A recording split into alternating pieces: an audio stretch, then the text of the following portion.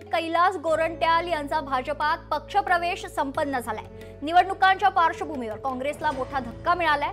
जालन्याचे कैलास गोरंट्याल हे भाजपात त्यांचा आता पक्षप्रवेश झालेला आहे। मुख्यमंत्री देवेंद्र फडणवीस आणि रवींद्र चव्हाण यांच्या उपस्थितीत हा पक्षप्रवेश सोहळा संपन्न झालाय। आज हा योग आला की गेल्या अनेक वर्ष ज्याची प्रतीक्षा होती की कैलासजी आणि त्यांच्याबरोबरचे सर्व परिवार आणि त्यांचे सर्व सहकारी भारतीय जनता पार्टी पक्षामध्ये यावे आणि आज उद्या करत आज तो मुहूर्त आला।